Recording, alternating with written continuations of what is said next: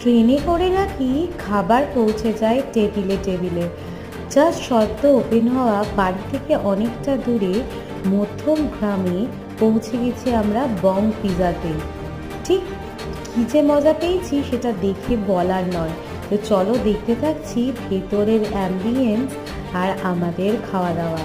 আর সাথে কি দারুণ মজা, ছোট্ট ট্রেনের পিছনে কি সুন্দর সুন্দর সব খাবার।